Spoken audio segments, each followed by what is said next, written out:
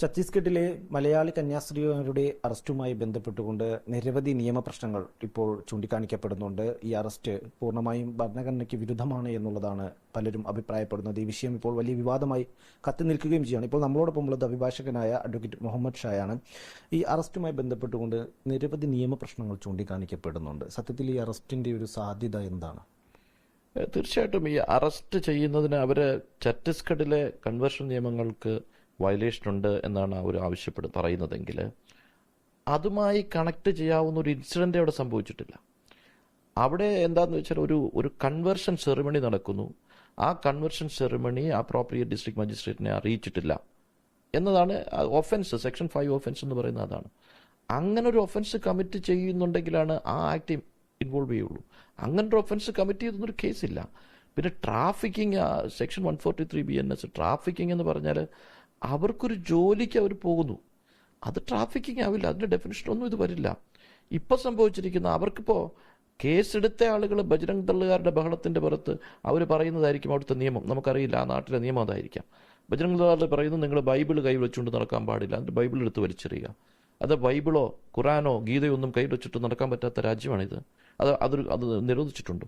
അവർ പറയും. അതുപോലെ തന്നെ ഡയറിക്കകത്ത് പുരോഹിതന്മാരുടെ ഫോൺ നമ്പർ ഉണ്ടായിരുന്നു. ഡയറിക്കകത്ത് പുരോഹിതന്മാരുടെ ഫോൺ നമ്പർ വെച്ചാൽ ഒഫൻസ് ആകുമോ? അങ്ങനെയൊക്കെ പറഞ്ഞിട്ട് ഒരു ക്രൈം എടുത്തിട്ട് ഇന്നലെ ഒരു വർക്കിംഗ് ഡേ ആണ്, ഇന്നൊരു വർക്കിംഗ് ഡേ ആണ്. അവർക്ക് ബെയിൽ ആപ്ലിക്കേഷൻ മൂവ് ചെയ്യണമെങ്കിൽ എന്ത് കാര്യത്തിലാണ് അവരെ അറസ്റ്റ് ചെയ്തതെന്നും എന്ത് മൊഴികളാണ് അവർക്ക് ലഭിച്ചിരിക്കുന്നതും എന്ത് തെളിവുകളാണ് ലഭിച്ചിരിക്കുന്നതും കിട്ടാനുള്ള അവകാശം ആ കേസിൽ അറസ്റ്റ് ചെയ്യപ്പെട്ടവർക്കില്ലേ? അപ്പോൾ അത് മൂവ് ചെയ്യാൻ പോലുമുള്ള സാഹചര്യം ഇല്ലാത്തതായിട്ടാണ് കാണുന്നത്. ഞാൻ CBCയുടെ നേതാക്കളോടും CBCയുടെ നേതാക്കളോടും പിന്നെ നമ്മുടെ ഇവിടുന്ന് പോയ MP-മാരും MLA-മാരൊക്കെ ഇവിടെ എത്തിയിട്ടുണ്ട്.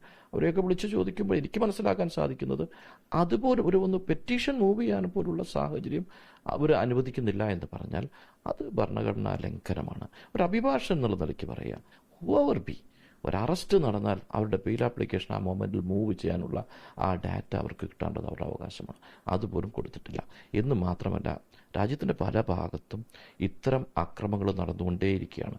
പല സ്ഥലങ്ങളിലും പ്രശ്നം എന്താണെന്ന് ചോദിച്ചാൽ നിയമപരമായി അത് ടേക്കപ്പ് ചെയ്യാൻ പോലും അനുവദിക്കാത്ത സാഹചര്യങ്ങളുള്ള സ്ഥലങ്ങളുണ്ട്. ഇപ്പോൾ ആസാമിലായാലും ശരി, മണിപ്പൂരിലായാലും ശരി, ഒറീസയിലായാലും ശരി, ഇത് ഛത്തീസ്ഗഡിലും ജാർഖണ്ഡിലും ഒക്കെ അവസ്ഥയുണ്ട്. അപ്പം അവിടെ ആ റൈറ്റ് അവരുടെ ഇൻഫ്ലുവൻസ് ചെയ്യാൻ പാടില്ലല്ലോ. പിന്നെ ഇതൊക്കെ ഒരു ഫണ്ടമെന്റൽ റൈറ്റാണ്. ആർട്ടിക്കിൾ 25 എന്ന് പറയുന്നത് ഒരു മൗലിക അവകാശമാണ്. അവരുടെ വിശ്വാസ പ്രമാണം അവർക്ക് ജീവിച്ചു പോകണ്ടേ? അവരിട്ടിരിക്കുന്ന വേഷങ്ങൾ, ഏതെങ്കിലും ഒരു വേഷത്തിൽ ഒരാൾ ഇന്നടത്ത് ചെന്ന് കഴിഞ്ഞാൽ ഉടനെ കൺവേർഷൻ എന്നാണ് വിളിക്കുന്നത്. അവർക്ക് എന്തെല്ലാം മിഷണറി പ്രവർത്തനങ്ങൾ അവർ നടത്തുന്നു. അവർ സ്കൂളുകൾ, കോളേജുകൾ, പിന്നെ എന്താ പറഞ്ഞത്, ഹോസ്പിറ്റൽസ്, ഒരുപാട് പ്രവർത്തനങ്ങൾ നടത്തിയിട്ടുള്ളവർ. അതുകൊണ്ട് മറ്റിതര സംഘടനകളും അത്തരത്തിലുള്ള പ്രവർത്തനങ്ങൾ നടത്തിയിരിക്കുന്നു. പിന്നോക്കം നിൽക്കുന്ന ആളുകൾക്ക് വേണ്ട വീടുകൾ നിർമ്മിച്ചു കൊടുക്കുക, സഹായം കൊടുക്കുക. ഇതിനെല്ലാം കൺവേർഷൻ എന്ന് വിളിക്കാൻ പറ്റുമോ?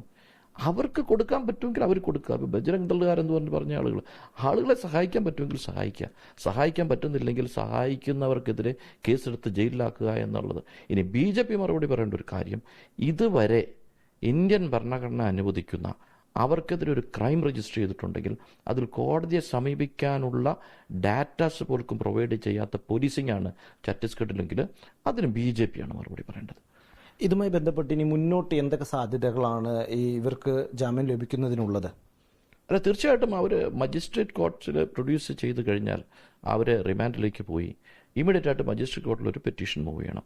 മജിസ്ട്രേറ്റ് കോടതിയിൽ പെറ്റീഷൻ മൂവ് ചെയ്യുമ്പോൾ ഇത്തരം കാര്യങ്ങൾക്ക് അവർക്ക് ജാമ്യം കൊടുക്കാതിരിക്കാം. അത് തീരുമാനമായാൽ മാത്രമേ മേൽക്കോടതികളിലേക്ക് പോകാൻ സാധിക്കുകയുള്ളൂ. പിന്നെ ഈ കേസ് മേൽക്കോടതി ഇപ്പോൾ സെഷൻസിൽ പോകാം, ഹൈക്കോർട്ടിൽ പോകാം, വേണമെങ്കിൽ സുപ്രീം കോർട്ടിൽ പോകാം. ഈ കേസിൽ എന്താ സംഭവിച്ചിരിക്കുന്നു പറഞ്ഞാൽ മിനിമം ബേസിക് ആയിട്ട് കൊടുക്കേണ്ട കേസ് കൊടുക്കാനുള്ള സാഹചര്യം പോലും ഇല്ലാതാക്കിയിരിക്കുക. പിന്നെ മറ്റൊരു വഴി എന്ന് പറഞ്ഞാൽ ഇതിപ്പോൾ ഇവരുടെ FIR-ഉം ഇവരുടെ പേപ്പേഴ്സും കയ്യിൽ കിട്ടിയാൽ ഈ ക്രൈം, ഈ ഒഫൻസ് നിൽക്കുമോ എന്ന് നോക്കണ്ടേ? ഒഫൻസ് നിൽക്കുന്നതല്ലെങ്കിൽ നമ്മൾ പിന്നെ ഹൈക്കോർട്ടിലും സുപ്രീം കോടതി ജൂറിസ്ഡിക്ഷൻ ഉണ്ട്. ഈ FIR തന്നെ ക്വാഷ് ചെയ്യാൻ കൊടുക്കാം. അപ്പം അങ്ങനെ നിലനിൽക്കാത്ത കേസാണോ എന്ന് പരിശോധിക്കാൻ പോലുള്ള സാഹചര്യമില്ലാതെ രാജ്യത്തെ ഈ അവസ്ഥ വളരെ മോശമാണ്. ഇത് ആർക്കെങ്കിലും ഒരു കത്തെഴുതിയത് കൊണ്ടോ അല്ല അവരങ്ങനെ ചെയ്യാമെന്ന് പറഞ്ഞുകൊണ്ടൊന്നും കാര്യമില്ല. പോലീസ് അടിയന്തരമായി അത് എന്തിനു അവരെ അറസ്റ്റ് ചെയ്തു എന്ന് അറിയിക്കേണ്ടതുണ്ട്. ആ അറസ്റ്റ് ചെയ്യപ്പെട്ട ആളുകൾക്ക് വേണ്ട രേഖകൾ കൊടുക്കേണ്ടതുണ്ട്. ഇതുമായി ബന്ധപ്പെട്ട് സഭാ നേതൃത്വവുമായി ചർച്ച നടത്തിയെന്നറിയുന്നു. ഏതെങ്കിലും തരത്തിലുള്ള നീക്കങ്ങൾ അവരുടെ ഭാഗത്തു നിന്ന് നിയമപരമായി നടക്കുന്നുണ്ടോ? അതിലേതെങ്കിലും സഹായം നൽകാൻ തയ്യാറുള്ള സന്നദ്ധ അറിയിച്ചിട്ടുണ്ടോ? അറസ്റ്റ് നടന്ന മൊമെന്റ് മുതൽ അത് ഞാൻ പറഞ്ഞത് രാജ്യത്തിൻ്റെ പല ഭാഗത്തും ഇത്തരം അറസ്റ്റുകൾ നടക്കുമ്പോൾ ഞങ്ങളൊക്കെ അതിനെക്കുറിച്ച് അപ്പോൾ തന്നെ ഇടപെടാനും സംസാരിക്കാനും ഒക്കെ പല സ്ഥലത്തും പല വിഷയങ്ങളും ഇടപെടും. അതുപോലെ തന്നെ ഈ വിഷയത്തിൽ അറസ്റ്റ് നടന്നപ്പോൾ തന്നെ നമ്മൾ കൺസേൺ സഭാ നേതാക്കളുമായിട്ടും വിളിച്ച് സംസാരിച്ചു, അവരുടെ നിന്ന് ഇൻഫർമേഷൻസ് എടുത്തു.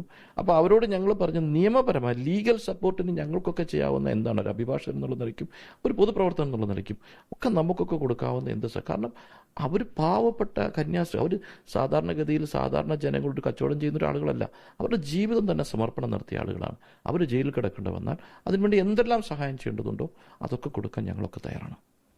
തീർച്ചയായും എന്തായാലും ഈ വിഷയത്തിൽ ഈ കന്യാസ്ത്രീമാർക്ക് അവരുടെ ഭാഗം ബോധിപ്പിക്കുന്നതിന് വേണ്ടിയോ അവർക്ക് ജാമ്യം ലഭിക്കുന്നതിനോ വേണ്ടിയോ ഉള്ള ശ്രമങ്ങൾ നടത്തണമെങ്കിൽ പോലീസിൽ നിന്നുള്ള അതിന്റെ രേഖകൾ ലഭിക്കേണ്ടതുണ്ട്. ആ രേഖകൾ പോലും കഴിഞ്ഞ 2 ദിവസമായി നൽകിയിട്ടില്ല എന്നുള്ളതാണ് നിയമപരമായി ഈ വിഷയത്തെ കൈകാര്യം ചെയ്യുന്ന ആളുകളിൽ നിന്ന് മനസ്സിലാക്കാൻ കഴിയുന്നത്.